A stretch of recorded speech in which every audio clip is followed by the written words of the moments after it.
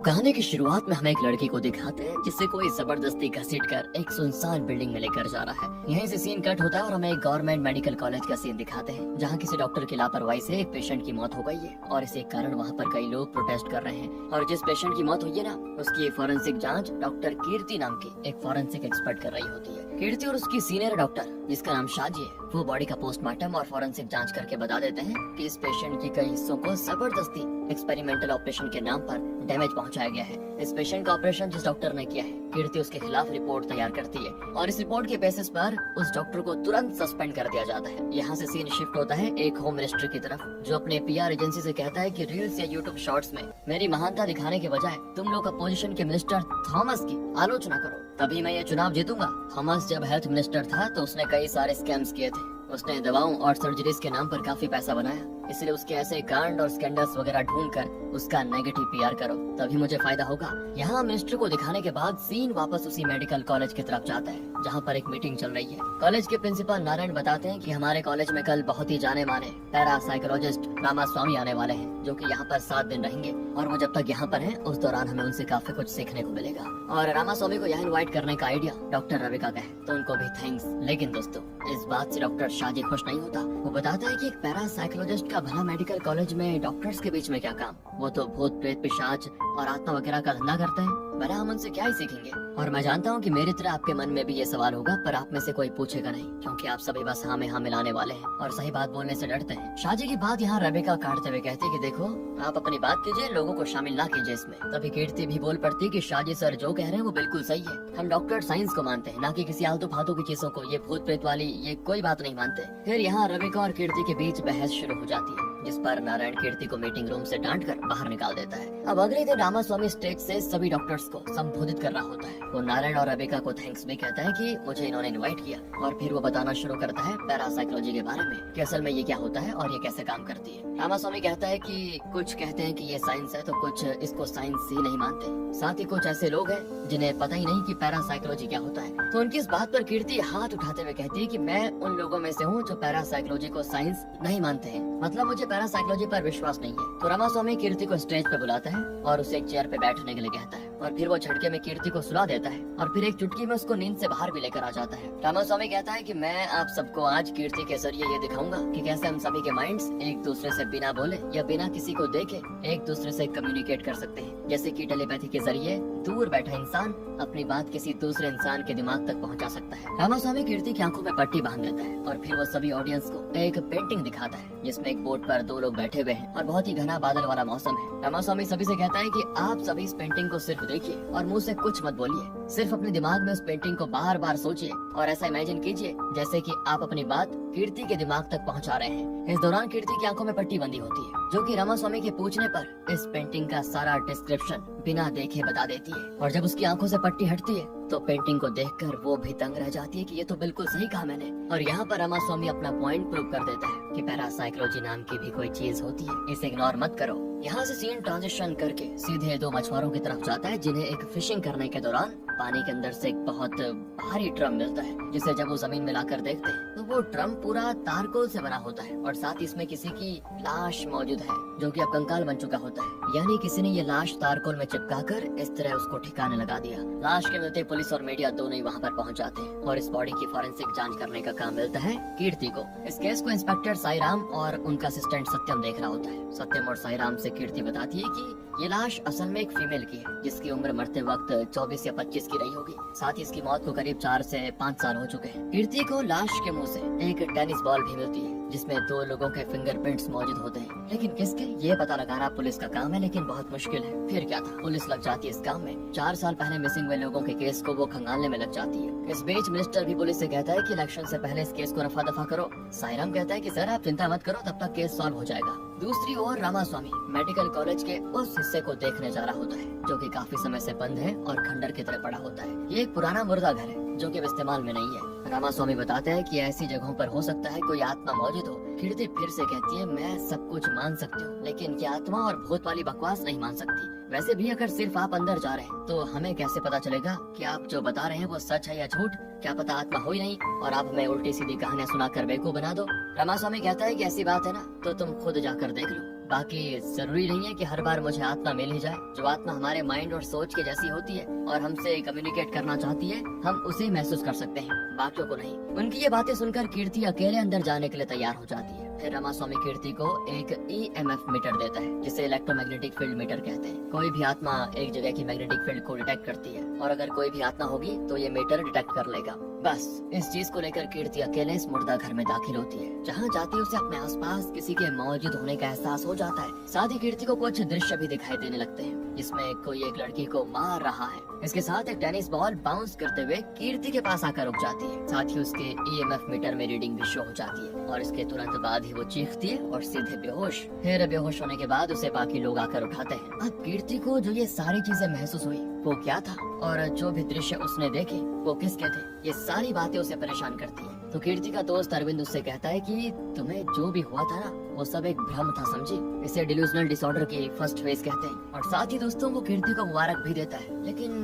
कीर्ति के दिमाग में बस अभी भी वही सवाल चल रहे हैं कि वहाँ क्या था और वो क्या मर्डर हो रहा था उस इल्यूजन में। दूसरी तरफ पुलिस अपनी इन्वेस्टिगेशन में बिजी होती है। इंस्पेक्टर साईराम को पता चलता है कि ये ड्रम कोई तारकोल का ड्रम नहीं है, बल्कि ये एक ऐसे केमिकल का ड्रम है जिसे कंस्ट्रक्शन वगैरह में इस्तेमाल किया जाता है। इस ड्रम के जरिए साईराम इस ड्रम को ऑर्डर करने वाली कंपनी के मालिक के पास पहुंच जाता है। असल में पुलिस को ये लग रहा होता है कि ये जिस भी लड़की की मौत हुई है वो केरला में रन होने वाले सेक्स रैकेट्स की वजह से है, जिसकी वजह से आज तक कई सारी लड़कियां गायब हो चुकी हैं। साथ ही इस ड्रम का ऑर्डर देने वाली कंस्ट्रक्शन कंपनी का मालिक भी इन्हीं रैकेट्स में इन्वॉल्व था। तो साईराम को उसी पर शक होता है कि हो सकता है वही हो, मगर बाद में कहता है कि इस मर्डर में मेरा हाथ नहीं है। तो साईराम कहता है कि इस वक्त तुम ही हो जिस पे हम उंगली उठा सकते हैं। तो जब तक तुम हमें इसके बारे में कोई ठोस इन्फॉर्मेशन नहीं देते, तब तक शक की सुई तुम बनी रहेगी। दूसरी तरफ हम कीर्ति को देखते हैं, जो कि अपने घर आई होती है, क्योंकि उसके छोटे भाई कालिदास की आज पुण्यतिथि है। कालिदास जब 10-12 साल का था तभी उसकी मौत हो गई थी। लेकिन कीर्ति अपने उस एक्सपीरियंस की वजह से सोच में है दोस्तों, जो अभी अभी उसको मुर्दा घर में हुआ था। कीर्ति अपनी माँ से पूछती है कि माँ, क्या आत्माएं होती है क्या? उसकी माँ कहती है, तुम भगवान पर विश्वास करती हो बेटा? तो कीर्ति झट से जवाब देती है कि माँ, मैं ये मानती हूँ कि इस दुनिया को किसी ने तो बनाया, कोई तो क्रिएटर है इसका। अब कीर्ति की माँ कहती, जैसे तुम उस क्रिएटर को देखे बिना इस पर विश्वास कर रही हो, ठीक उसी तरह आत्माएं भी होती हैं, बस हम उनको देख नहीं पाते। आगे वो कहती है कि शरीर की तरह आत्मा की भी उतनी ही उम्र होती है। जब कोई इंसान वक्त से पहले किसी कारणवश मर जाता है तो उसकी आत्मा बिना शरीर के हो जाती है, और जब उसकी उम्र पूरी नहीं होती तो वो यूं ही भटकती रहती है। अब इसके बाद दोस्तों, जब कीर्ति अपने हॉस्टल की तरफ जा रही होती है तो उसे एहसास होता है जैसे कोई उसका पीछा कर रहा है। इसलिए वो जोर से अपने हॉस्टल की तरफ भागती है और सीधे रूम में घुस जाती है। मगर उसके अलावा किसी को कुछ ना तो दिखाई देता है और ना ही सुनाई देता है। इस बात से कीर्ति और भी परेशान हो जाती है कि उसके साथ ये हो क्या रहा है। उसके इन सवालों के जवाब किसी के पास नहीं होते, इसीलिए वो सीधे जाकर मिलती है रामास्वामी से और उन्हें सब के बारे में बताती है कि मेरे साथ ये चीजें हो रही है, मुझे किसी के होने का एहसास हो रहा है। रामास्वामी कीर्ति से कहता है कि अगर तुम किसी आत्मा को महसूस कर सकती हो तो ये कोई नॉर्मल बात नहीं है। जैसा कि मैंने कहा था कि आत्मा उन्हीं से कांटेक्ट करती है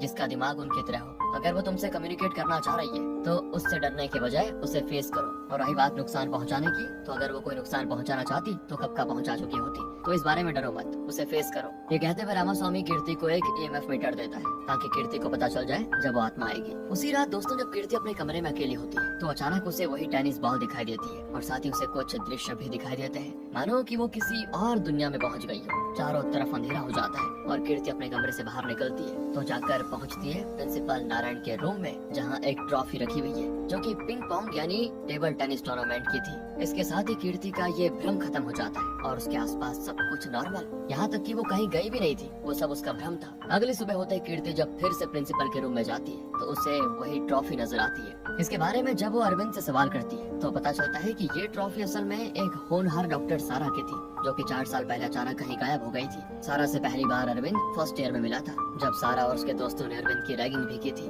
अब इस मेडिकल कॉलेज में जो बंद मॉर्चुरी है उसके भूतिया होने की खबर पहले से फैली हुई थी हर जगह। कहा जाता है कि यहाँ पर अनक्लेम्ड बॉडीज को रखा जाता है, जिन्होंने या तो खुद की जान ली होती है या उन्हें किसी ने मारा हो, वो सारी बॉडीज यहाँ पर रखी जाती है। और यहाँ पे लोग ये भी कहते हैं कि बड़ी अजीब अजीब आवाजें भी आती है। तो सारा और उसके दोस्त नए स्टूडेंट्स को जबरदस्ती रात में यहाँ पर लेकर आते थे और टेनिस बॉल को अंदर मॉर्चुरी में फेंक कर उसे अंदर जाकर ढूंढ कर लाने को कहते थे। अब ये चीजें जब प्रिंसिपल नारायण के पास पहुंची तो उन्होंने सारा और उसके दोस्तों को काफी डांट भी लगाई, लेकिन अरविंद ने अपनी कंप्लेंट वापस ले ली और उनके खिलाफ कोई शिकायत नहीं की। अब जिस ट्रॉफी को कीर्ति ने देखा था वो उसके फिंगरप्रिंट्स वगैरह को लेकर पुलिस को दे देती है, क्योंकि उसमें मौजूद एक फिंगरप्रिंट बॉडी में मिली टेनिस बॉल में मौजूद एक फिंगरप्रिंट से मैच कर रहा है। अब कीर्ति पुलिस से कहती है इस फिंगरप्रिंट को जो बॉडी है उसके फिंगरप्रिंट से जरा चेक कीजिए। इसी बीच हमें दिखाया जाता है कि सारा हमेशा गलत के खिलाफ आवाज उठाती थी। जब उस टाइम हेल्थ मिनिस्टर थॉमस एक सेकेंडरी स्कूल में ऑर्गेनिक कैंटीन का उद्घाटन करने आया था तो सारा और बाकी स्ट्राइक कर रहे डॉक्टर्स ने उसे रोका था, क्योंकि मेडिकल कॉलेज में पर्याप्त स्टाफ की कमी थी और जो एक्सपीरियंस डॉक्टर्स थे उनको ट्रांसफर दे दिया जा रहा था। इसी के साथ कहानी वापस प्रेजेंट में आती है, जहाँ पर पुलिस को दिए हुए सैंपल की फिंगरप्रिंट उस बॉडी से मैच हो जाती है और यहाँ पे कंफर्म हो जाता है कि जो बॉडी पुलिस को उस ड्रम से मिली वो असल में सारा की है। अब कीर्ति अपने भ्रम और फाइंडिंग्स के बारे में अरविंद और शाहनवाज को सब बताती है। शाहनवाज यहाँ एक डॉक्टर है और वो सारा से लव करता था, सारा भी उसे पसंद करती थी। लेकिन जब एक बार शाहनवाज किसी मेडिकल कैंप में 5 दिनों के लिए बाहर गया तो उसी दौरान सारा गायब हो गई। शाहनवाज ने सारा को बहुत ढूंढा पर वो कहीं नहीं मिली। पुलिस ने 2 स्टूडेंट्स को अरेस्ट भी किया इस मामले में, मगर कोई फायदा नहीं हुआ क्योंकि उनके खिलाफ पुलिस कोर्ट में सबूत नहीं पेश कर पाई। अब कीर्ति ने अपने भ्रम में जो उसको चीजें दिखाई दी इल्यूजन में, उसके बल पर इतना सब कुछ अकेले कैसे पता कर लिया, ये बात शाहनवाज को हजम नहीं होती तो वो सीधा कीर्ति से सवाल करने आ जाता है। लेकिन कीर्ति उसके नशे में होने की वजह से उसे अपने रूम से निकाल देती है। उसके जाने के बाद फिर से कीर्ति को भ्रम होता है, इल्यूजन आते हैं, मतलब वही टेनिस बॉल और बाकी चीजें। साथ ही कीर्ति उस टेनिस बॉल को अपने कंप्यूटर पर बाउंस करते हुए भी देखती है। वो टेनिस बॉल बाउंस करते करते कीबोर्ड के जरिए एक मेल आईडी को ओपन कर रहा होता है जो कि सारा का था। अब जैसे कीर्ति को भ्रम दिखने बंद होते हैं तो जो उसको मेल आईडी दिखती है और पासवर्ड दिखता है उससे वो आईडी खोलती है ताकि मेल ओपन हो सके और वो सारा की होती है। और इस मेल में कीर्ति को ड्राफ्ट से एक अनसेंड मेल मिलता है जिसमें सारा ने कुछ लिखा हुआ था, मगर कभी उसने ये मेल सेंड नहीं किया। अब सारा ने मेल में क्या लिखा है ये जानने के लिए दोस्तों हमें पास्ट में चलना पड़ेगा। एक दिन जब सारा अपने दोस्तों के साथ कैंटीन में बैठी होती है तभी उसे और बाकी सभी को एक व्हाट्सएप फॉरवर्ड मैसेज आता है जिसमें लिखा होता है कि जिस सेकेंडरी स्कूल में थॉमस ने एक ऑर्गेनिक कैंटीन का उद्घाटन किया उस स्कूल के करीब 100 बच्चे उस कैंटीन का खाना खाने के बाद फूड पॉइजनिंग की वजह से हॉस्पिटल में भर्ती कराए गए। अब ऐसा कुछ तो हुआ नहीं था, लेकिन ये मैसेज देखकर सभी हैरान होते हैं। इस बारे में सारा सभी से पूछ रही होती है कि तभी अचानक से वहाँ पर एम्बुलेंस आती है और कई सारे स्कूल के बच्चों को लाया जाता है जिन्हें सारा और बाकी सभी डॉक्टर्स जल्दी से भर्ती करते हैं। थॉमस खुद बच्चों को अगले दिन देखने आता है क्योंकि अब सभी बच्चे खतरे से बाहर थे, लेकिन उसके अगले दिन फूड पॉइजनिंग की वजह से हॉस्पिटल में एक बच्चे की मौत हो जाती है और उस वजह से थॉमस को इस्तीफा देना पड़ता है। लेकिन पता नहीं क्यों इन सब में सारा को कुछ गड़बड़ी लग रही होती है क्योंकि घटना से पहले खबर उसके व्हाट्सएप पर आ गई थी। जरूर इसके पीछे कोई तो चाल है और यहाँ पे रिवील होता है कि जिस बच्चे के हॉस्पिटल में मौत हुई है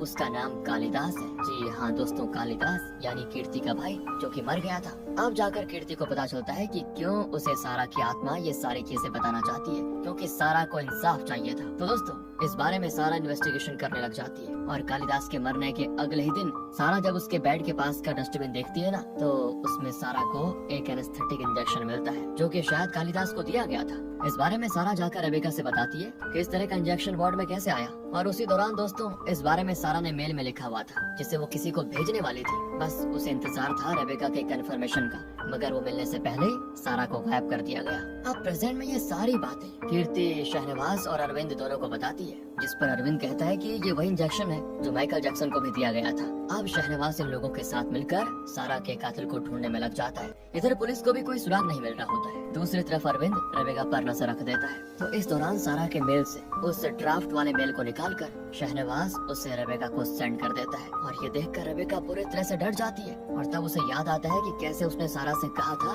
कि ये सारी बात पुलिस को बताने से पहले हमें प्रिंसिपल को बतानी होगी क्योंकि कॉलेज की रेपुटेशन का सवाल है, इसलिए तुम ये बात सिर्फ हमारे बीच ही रहने देना। ये पहले की बात है दोस्तों। तो उस समय सारा मान गई थी, लेकिन अभी रेबेका किसी को कॉल करने के बाद वहाँ से निकल जाती है। इस बारे में अरविंद शाहनवाज को खबर देता है और शाहनवाज कीर्ति के साथ रेबेका का पीछा करने लग जाता है। रेबेका जाती है एक फार्म हाउस में जो देखकर शाहनवाज कीर्ति को गाड़ी में रुकने के लिए कहकर उसके पीछे जाता है और दोस्तों इस दौरान अचानक से कीर्ति को फिर से कुछ चीजें दिखने लगती है। वो इस वक्त रेबेका को देख पाती है जो कि फार्म हाउस में किसी के इंतजार में है। तभी अचानक से वहाँ पर वही टेनिस बॉल बाउंस करते हुए आती है और हर तरफ वहाँ पर रखी हुई चीजें हवा में खुद उछलकर गिरने लगती है। यहाँ तक कि एक शराब की बोतल अपने आप टूट जाती है और वो आकर रेबेका के पैर में लगती है। घायल रेबेका जब अपनी मरहम पट्टी कर रही होती है ठीक उसी वक्त उसके सामने का शीशा कई टुकड़ों में छिटक कर टूट जाता है और कोई अनजान शक्ति रेबेका को ऊपर उछालकर नीचे फेंक देती है और फिर उसी टूटे हुए शीशे का एक टुकड़ा खुद ब खुद उठकर रेबेका को काट देता है, उसके गले को, और इसी पॉइंट पर रेबेका की मौत हो जाती है। ये सारी चीजें कीर्ति को दिखाई देती है उसके इल्यूजन में। उधर एक खिड़की के जरिए ये सब शाहनवाज भी देख रहा होता है। तभी शाहनवाज वहाँ पर एक आदमी को आते हुए देखता है जो कि असल में इन्हीं के मेडिकल कॉलेज का डॉक्टर रमेश है। रमेश को देखकर शाहनवाज चौंक जाता है एकदम से। और ये जो रमेश है ना, ये उन्हीं लड़कों में से था जिन्हें पुलिस ने सारा के मिसिंग होने के बाद पकड़ा था, मगर किसी के भी खिलाफ सबूत न मिलने की वजह से सबको छोड़ दिया गया था। शाहनवाज इसके बाद वहाँ से चला जाता है और अगले ही पल हम वहाँ इंस्पेक्टर साईराम और सत्यम को देखते हैं। फोरेंसिक एक्सपर्ट नारायण बताता है कि हमें कोई फिंगरप्रिंट नहीं मिला और देखकर ऐसा लग रहा है जैसे रेबेका ने खुद की जान ले ली है। मगर ये सब कुछ काफी अजीब है दोस्तों। अब इस फार्म हाउस में रेबेका की मौत के वक्त रमेश आया था, तो उसे साईराम पूछताछ के लिए पुलिस स्टेशन बुलाता है, मगर रमेश किसी भी सवाल का जवाब नहीं देता। वो बस कहता है कि मैं अपने वकील के सामने ही मुंह खोलूंगा। बाकी रेबेका ने मुझे बुलाया और जब मैं वहाँ पर पहुँचा तो वो मरी हुई थी। इस पॉइंट पर साईराम रमेश को जाने तो देता है, मगर साथ ही वो कहता है कि हम लोग सारा के केस पर भी काम कर रहे हैं, तो थोड़ा संभल कर रहिएगा, कहीं आपको सच में अपने वकील की जरूरत ना पड़ जाए। साईराम ने तो रमेश को छोड़ दिया था, लेकिन शाहनवाज ऐसा नहीं करेगा। वो अरविंद और कीर्ति के साथ रमेश को पकड़कर एक सुनसान जगह पे लेकर जाता है, जहाँ काफी मार कूट करने के बाद रमेश अपना मुंह खोल लेता है। असल में जब स्कूल के बच्चों को हॉस्पिटल लाया गया था, पहले की बात है दोस्तों, तब उनका इलाज रमेश ने किया था और सभी बच्चे अब खतरे से बाहर हो गए थे। एक रात रमेश को रेबेका बुलाती है और उसे मिलाती है अकबर नाम के एक आदमी से।